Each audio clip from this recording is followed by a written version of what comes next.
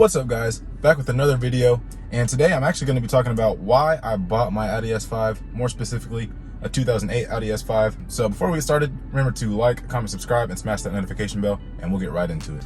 Alright, so one of the main reasons I bought this car, so basically if you've been watching this channel for a while, you've probably heard me say it before. Wanted this car ever since I first saw it. So I think I was probably about 13 years old. I was watching this YouTube video. This guy he was a tech guy, but he was just showing a car because he had just gotten it. So he, does the walk around, does the reveal, shows that it's a V8, revs it, all that kind of fun stuff. And I was like, man, like I want that car. That's gonna be the first, like big car that I get when I can purchase a car for myself. So after seeing that video, I was like, wow. Started looking up a bunch of videos, watching more videos on the Audi S5 with 4.2 liter V8, the 6-speed manual, all-wheel drive. Really, that was the beginning of it. It was just watching that guy's video and falling in love with the car from there. So around the time I was looking for this car, I actually was looking at a 2014 Audi S5. So it has the facelift, looks super clean on the outside, has the updated interior, supercharged V6, and I test drove that. I was also looking at, a BMW 335i, and neither one of those cars really won me over versus the Audi S5 because I had already had like, that idea in my head, like, ooh, I want this, which the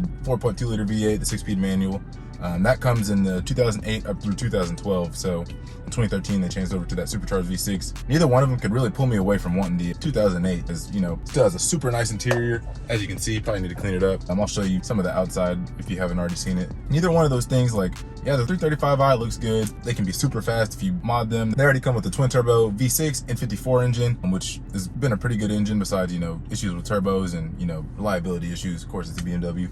But other than that, test driving the 2014 Audi S5, it just, I don't know, it sounded good. It was cool, shifted quick, had like some crackles when you shifted and whatnot. It's not the same as a V8. I've never had a V8 before this car, and I was really looking forward to it. And the supercharged V6 just didn't win me over. Even though, since it is already boosted, you can get more horsepower out of it, make it faster. You can get some really nice supercharger sounds out of it with a few mods. But I don't know, just the V6 doesn't sound that great to me. Even with the nice exhaust on there, the AWE, the Armatrix, whatever, just doesn't sound that good to me. I don't know, I'd much rather have an NA V8 than supercharged V6. That's just my personal preference. But I definitely say after test driving those two cars, it definitely made me want to go with the 2008 just that much more. So those kind of just sealed the deal for me. And another reason that I ended up going with this car is just really the availability of it. So this car came up on the market. I actually found it on Facebook Marketplace, but it has the white exterior, the Tuscan brown interior, super clean spec, fully loaded as far as it has the tech upgrade, whatever, the sound upgrade, all that kind of fun stuff, GPS, whatever, navigation. I think they all come with that. But this came on the market, only had 55,000 miles on it, 6-speed manual, the V8, like literally the exact spec I wanted. Had a lot less miles than the newer ones, around the same price range. So I was like, why would I settle and go for the supercharged V6 automatic when I can facelift this one and I'll still have the V8? I can supercharge this one, I can upgrade to all of those things. So the way I see it is get the older one, get exactly what I wanted, the engine, transmission, and I can do the visual mods and the performance mods down the road. So me just being a firm believer in don't settle and spend money on something if that's not exactly what you wanted. So that played a big part into me getting this one over 2014, 2015, whatever, newer one. So I'd say probably the next reason as to why I bought this car is simply the exterior. It's a gorgeous car, it's a timeless design. They kept this body style from like 2008 up to 2017. So if that in itself doesn't tell you anything, besides a few minor changes like facelifted grille, the headlights, taillights, interior, engine. But other than that, they literally kept the same body style and changed a few minor details. That's why you can still facelift this car, is because it's literally the same car. It's literally a timeless design. But I'll go ahead and hop out of the car and show you what it's looking like. I have done quite a few exterior mods, so it does look quite a bit different from stock, but still a beautiful car. She is a little bit dirty, so I'll have to wash her up, but let me stop talking and get out of here and show you what she's looking like. So that's what the front end is looking like. If you haven't already, check out my video from a couple weeks ago and you can see maxed in design front lip get installed. Pretty cool video. Got the front lit, we got all the black honeycomb grills, black wheels. She is sitting on spacers and she is on coilovers. Got the wheel calipers painted. And overall, it's just a gorgeous looking car.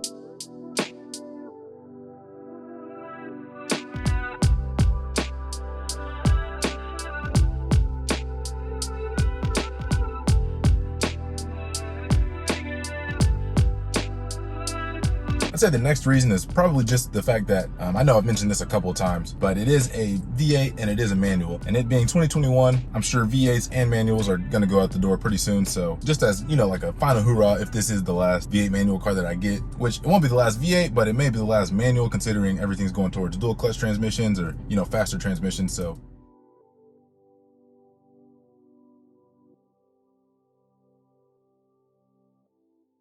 All right, guys. So now it's time for the Q&A. I'm basically just going to be going through a bunch of the questions that I've gotten on my videos. So whether I've gotten that question a lot or if I just thought it was a good question, that's what we're going to see here. So without further ado, we'll go ahead and get started. So first off, I've got what size are the wheels on the Audi S5?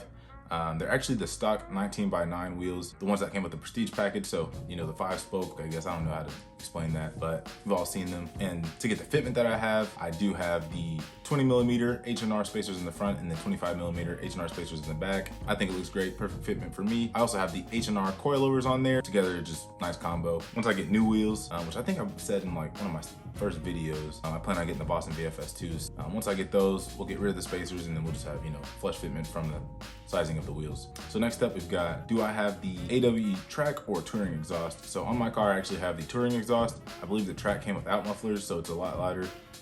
Both of them sound really good, but I do have the JHM race pipes that are gonna get installed here shortly, so should give us the same result, if not better. Losing those cats should definitely open her up, and when we get her tuned and everything, I think it's gonna sound great. It's gonna be a nice little combo, so I'm really looking forward to that. Stay tuned and you'll see that in the near future. Speaking of tunes, the next question is, why tune an NA engine? It's not gonna do much, whatever. Really, I'm just tuning it because with the JHM race pipes, it's deleting the cats, so it's gonna have a check engine light, and I don't want a check engine light. I like to keep everything clean, as minimal lights as possible. So that's really the main reason I'm tuning it. Plus, everybody that has the JHM tune on the Audi S5 with the V8 says that, you know, it really livens it up and it gives it that extra little oomph that it needs from factory. So really, I'm just doing it for personal reasons. I want it, I think it's cool.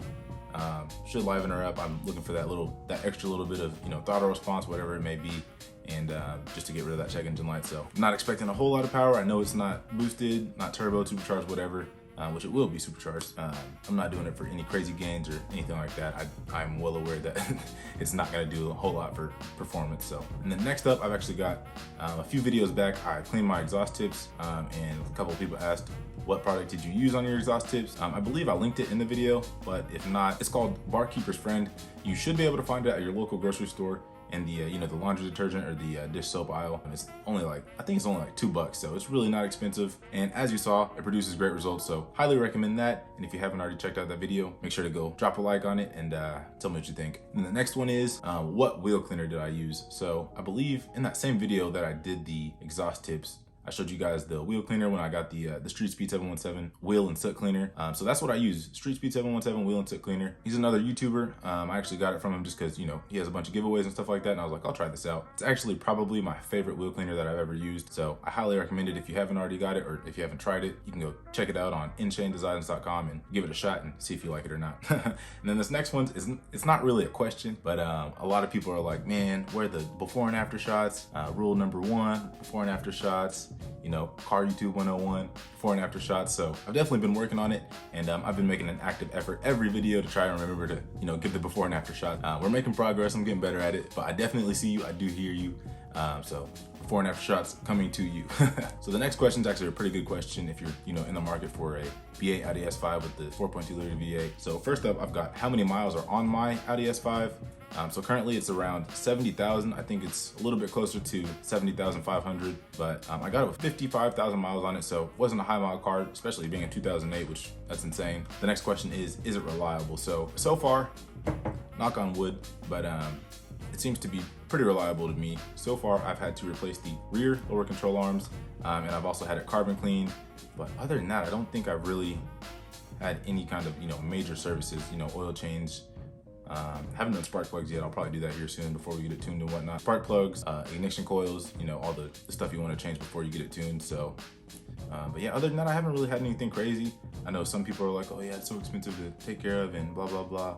And then other people are like, yep, I haven't had any issues, had 130,000 miles and still nothing. So, you know, every once in a while, of course, you're gonna have something that you have to fix or you have to replace. But with my experience, everything seems to be pretty solid. When you get any car, you know, you're gonna have something that you have to replace or something that needs to be changed. So it's just one of those things you gotta look out for. And then another question is, so people are wondering how long does shipping from German Car Accessories take?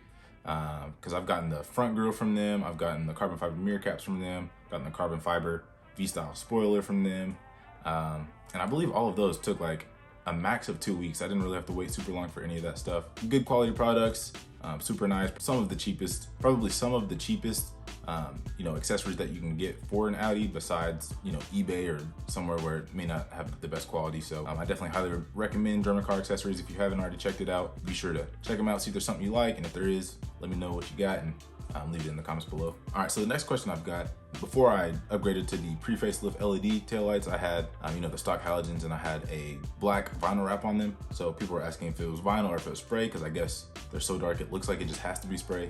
But no, they're actually a pre-cut vinyl film from our vinyl. I believe I linked it below in that video. So if you haven't already, go check that one out as well, and leave a like, tell me what you think.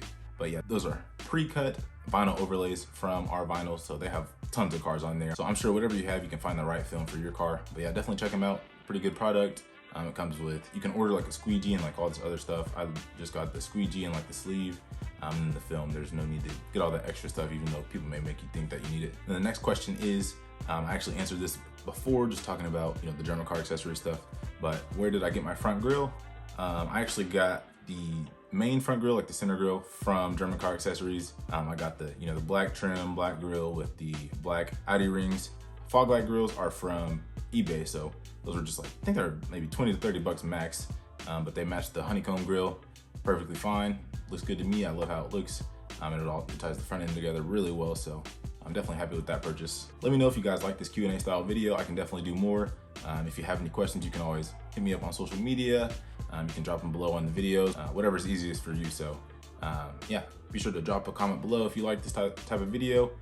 With that being said, be sure to tune in next week. I'm not sure if I'm gonna do Ranger content this week or if I'm gonna do some Audi content. Let me know what you guys think. But with that being said, remember to like, comment, subscribe, and smash that notification bell. And I will see you in the next one.